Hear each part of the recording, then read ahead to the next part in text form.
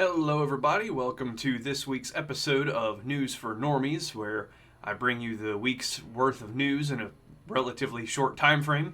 If you enjoy this video, like what I do, all that good stuff, hit the like button, share with your friends, share with your normies in your life, because in this video I'm going to be talking a lot about how the corporate media just continues to lie all the time. And, I bet you got some friends and family that believe their lies. So, as always, I've got references in the description below, and that way you know I'm not just full of shit. So before I get into the news, I do want to say that next week I will be on a little vacation of sorts, so I will not be posting a video next Saturday like I normally do. Just figured I'd let y'all know. That way you're not like, hey, where's he at? Because I know I had that, last week, 2 weeks ago, where I didn't upload a video because of unexpected things. So, okay, now on to the reason why you clicked on the video. To start with some international news, Canada held an election on Monday of this past week to elect their next prime minister, so essentially their president like we have in the U.S., and they chose the outright communist Mark Carney to be their leader. At this point, it seems like Canada is completely lost because they've been going down this route for a long time, because they elected Fidel Castro's son before this guy. And at this point, I think the United States should stop all financial aid to the country, including military aid. If you all want to talk tough, it's time to, start maybe pitching in your fair share. And despite, Donald Trump's comments in the past, I definitely don't want Canada to be the 51st state, although with the size of the country, it would have to probably be, an additional several states. But either way, I don't want Canada in this country. Maybe Alberta, but I don't know about that. Yeah, definitely don't want Canada to be involved in American voting institutions, because we don't need more left-wing communist bullshit in our voting rolls. So, good luck, Canada. We'll see how this turns out for you. And I would have liked to have seen his competitor, Pierre Poilievre, I think is how you pronounce it. It's French. Don't care. French is a stupid language. He should have definitely ran his campaign different. Instead of trying to be this anti-Trump figure in their conservative party or whatever, he should have said, we're not going to play into this whole 51st state thing, but we will continue to pursue a strong partnership with the United States.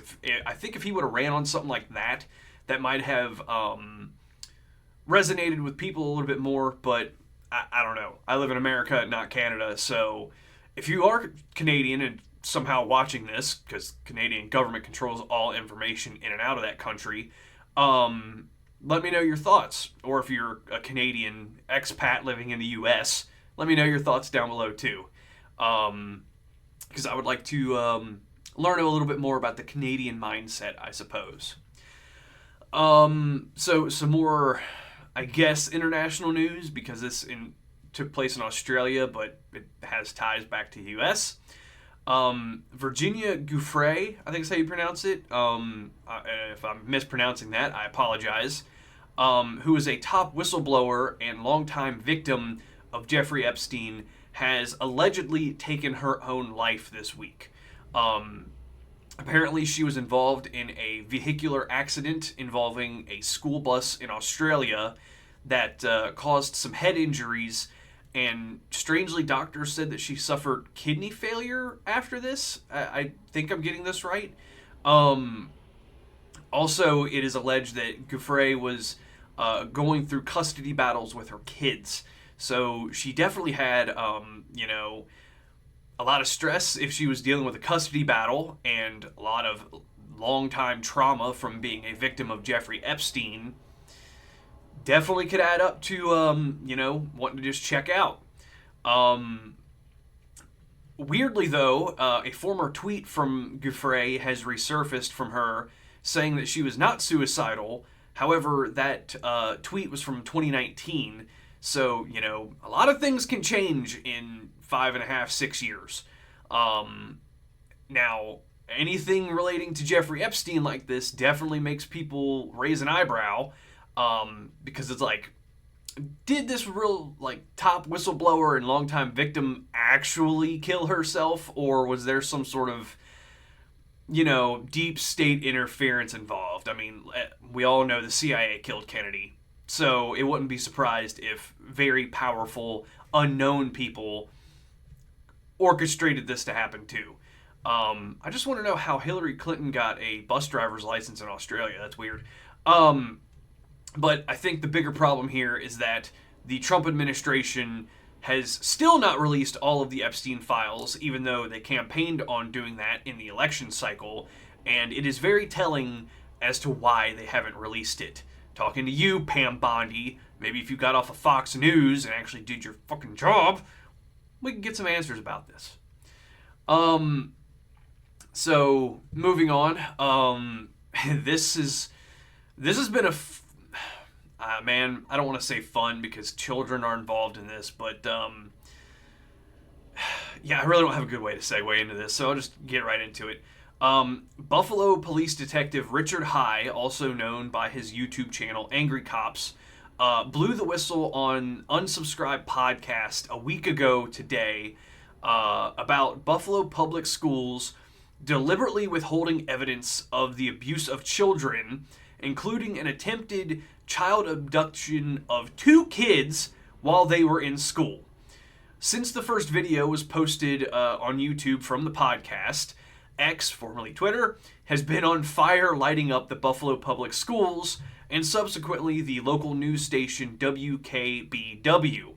I've also been part of that, criticizing them of their disparaging of Detective High for wanting to protect kids.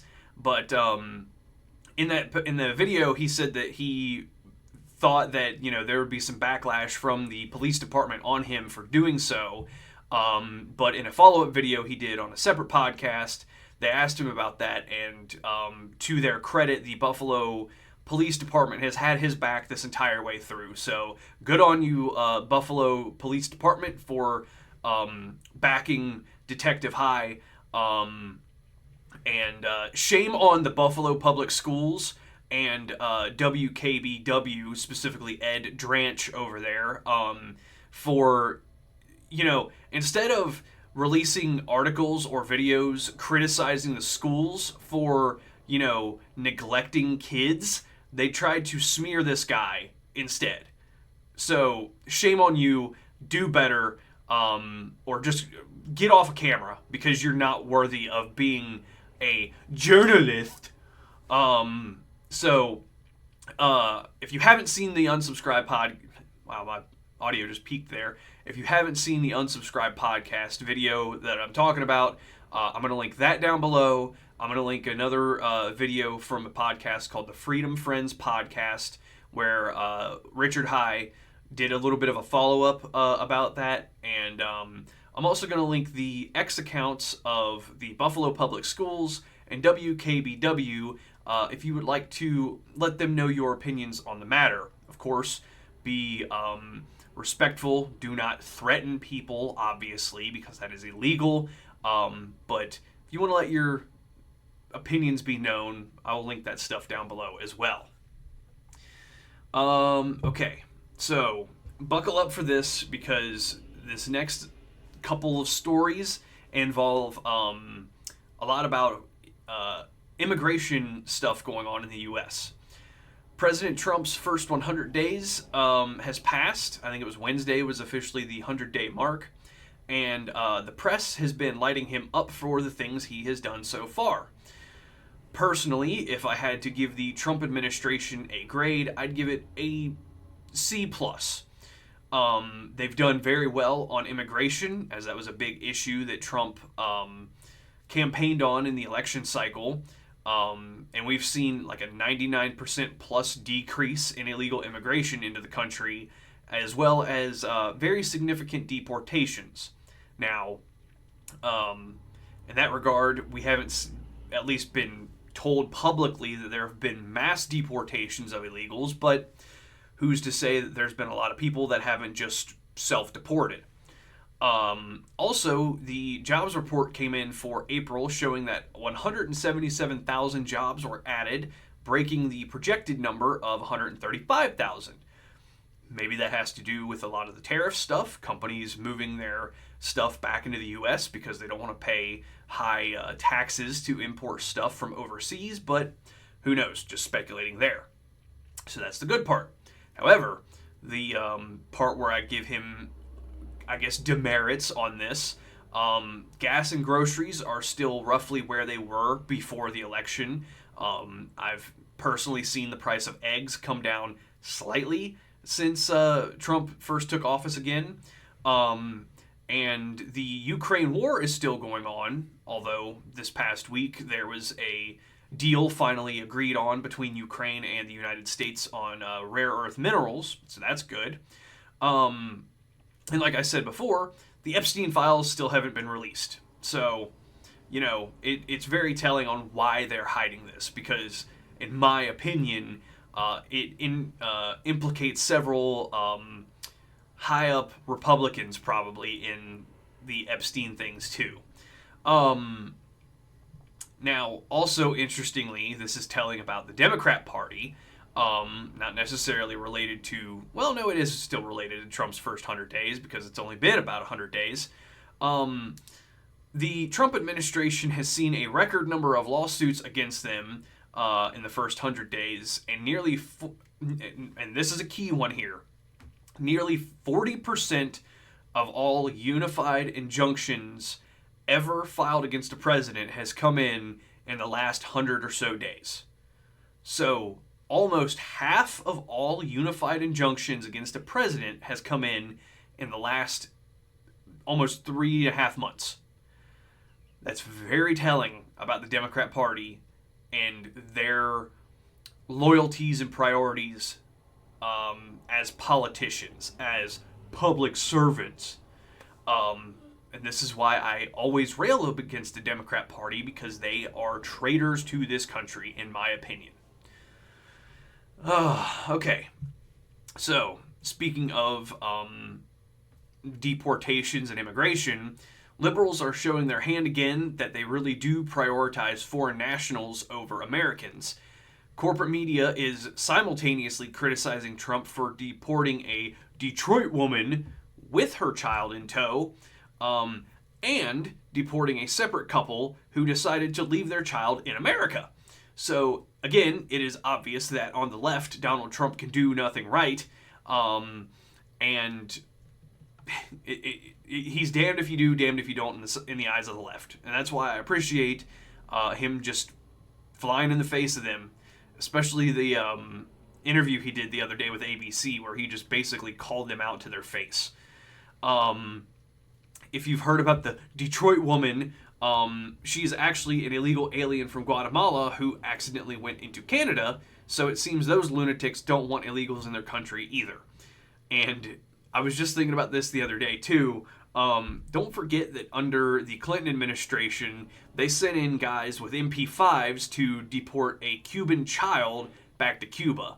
You can look that up if you want. I didn't link this in the notes or anything, but I have shown that picture on here before. It's a very iconic picture from the Clinton administration with the ICE or whoever it was going into a house, and the kid is in like a cabinet, scared out of his mind, which, I mean, anybody would be in that situation. So, Democrats have just as much blame here as well.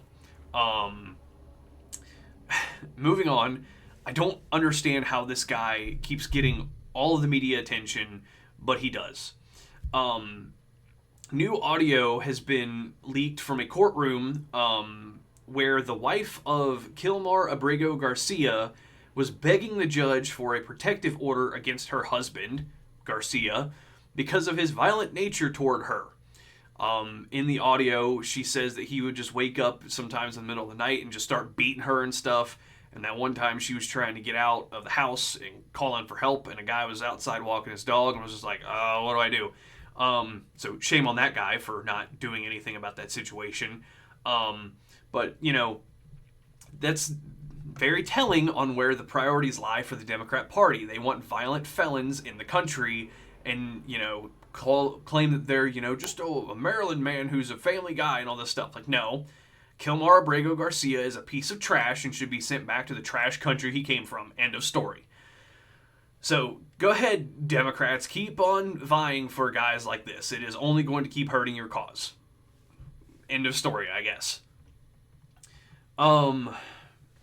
So this just happened last night, I believe. MS-13 gang members allegedly attacked guards in a Virginia correctional facility. 3 guards were stabbed in the altercation, and I am not sure how they are doing at this point.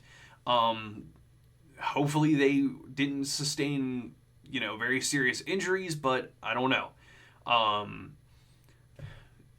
Maryland men are just going to do what Maryland men do, I suppose. I don't know. It just... Democrat logic is intentionally made to be illogical, and you can never put logic behind it, so don't even try. Okay. A Trump-appointed judge is trying to block the administration from using the Alien Enemies Act to deport illegal aliens that are here from Venezuela. So, since this is a Trump-appointed judge, makes you wonder who bought off this judge, and more importantly, why does the administration even need to invoke this act to begin with? If somebody is here illegally, that should be enough to deport them back to the country of origin. I've used this example before. If somebody just walks into your house without your permission, that's trespassing. That is a crime. And if they assault you, that's an even bigger crime. So why is it not the same case with a country at large? Doesn't make any sense, but like I just said, Democrat logic is made to not make sense at all. This is why I call this news for normies, because I'm calling out the corporate media lies. And speaking of, that was a damn good segue. Speaking of corporate media lies, the White House put up yard signs on the street behind the tents of corporate media with mugshots of illegal aliens who have committed violent crimes in our country. I appreciate the pettiness and the trolling of the White House in this regard, and it shows where MSNBC's loyalty lies, because they actually censored these... on live TV, they censored out the mugshots. They blurred out the yard signs while a host was live on the ground reporting for MSNBC. So, quit watching corporate media. Tell your family and friends that they lie all the time, and get them... We as the country need to quit giving these people our attention, because that equals dollars, and they stay in business that way. Vote with your dollar. Okay. Final one about immigration stuff. Democrat Sri Thanadar from Michigan is filing impeachment paperwork on Trump over the deportation of Kilmar Garcia. He claimed, that Donald Trump, went against the Supreme Court ruling, and that he, abuse of power and blah, blah, blah, more Democrat bullshit. And several Democrats initially threw their support behind Thanadar, but however, they're quietly walking that back a little bit. So maybe in a very small sliver of hope, they have some common sense coming back, but this is the Democrat Party, so I highly doubt it. Also, interestingly, Sri Thanadar is clearly not a, native-born American. If you find this guy, and I'm sure you can find it because the video is circulating on X pretty heavily, he is either from India or Pakistan, I'm not entirely sure, but he has a very thick accent from that region of the world. And it is funny and ironic that an immigrant to this country is criticizing the Trump administration about their immigration policies. Because if this guy came to the country the right way, and he's criticizing the Trump administration for, dealing with illegal immigration, it seems like it would fly in the face of his own priorities, or the process he had to go through. I'm not trying to put logic here. Yeah, it blows my mind. And it also, I know this is a thought that's been going around real heavy on social media, but I almost wonder if we somehow need to pass some legislation that pushes some similarities between any federal or even state legislators. How am I wanting to word this? So to become president, you have to be a natural-born U.S. citizen. I almost think we need to have the same kind of thing applied to federal legislators for, House and Senate, and possibly even on the state level, because how am I trying to word this? People who are first-generation immigrants still have mentality and possible loyalty, I guess, to the country they came from, even though they're here. And if you came from a country, if you left the country you were born in for the United States, there's obviously something about your home country that is so bad that you said, I want to leave the land of my ancestors to go make a better life for myself. But if you get involved in politics and then you start voting for the same things that turn your home country or turn the country you now reside into the home country you left, then we're back at square one. So, I could see somebody taking this out of context. Oh, you're just racist against, brown-skinned people. No, I don't want people from France coming and making the United States into France. I don't want people from Spain coming here making it into Spain. I don't want people from Sweden coming in here making it Sweden. I don't want people from China coming here and making it China. And just across the board, people come here for a reason. But if you start voting for the same kind of things that you left your home country for, then you're going to just make this country into the country you came from. I hope that makes sense. I hope I didn't ramble on too much. If you agree or disagree, let me know in the comments section down below, because I think this is something that we need to have a bigger debate about as a society. Okay, moving on. And again, here's another big reason why you should stop paying attention to corporate media, because they just lie through their teeth. Donald Trump is promoted, or I think he has promoted, or it's in the works. Anyway, rambling. Donald Trump has promoted Mike Waltz from National Security Advisor to UN Ambassador. However, when it was originally being put out that Waltz was being removed from his original position, the corporate media outlets lit their heads on fire by quickly writing articles saying that he was being fired. This again shows you how the corporate media lies all the time. And more importantly, it shows that someone within the Trump administration is leaking this kind of information to the press. Hopefully, this person or persons can be found and fired from their job. Because it is clear that, in my opinion, that the Trump administration is trying to color the water here to figure out who's doing this. If you don't know what I mean, I'm going to pull an example from Tim Pool, so if you listen to his show, you're going to know what I'm talking about. If you have 3 cups of water sitting on a table, and one of them has a leak, but there's water all over the table, you take some red dye, put it in one cup, some green dye, put it in another cup, and blue dye, put it in another cup. Wait for the water to leak out. Whatever color the table turns, that's the cup that's leaking. So the same kind of principle applies here. You put out that Mike Waltz is being removed from his position and say it like that, somebody's going to go to the press and say Mike Waltz is being fired. But that's not exactly what you said. So, you see what I mean? Somebody within the administration is leaking this. And if you call back to my video from last week, Tulsi Gabbard said that they are going to be trying to crack down on people who are leaking things. So maybe they're actually being serious about this, which I think they should be, but we'll see what happens. All right, coming in for a landing here. Let me get a drink of water. All right.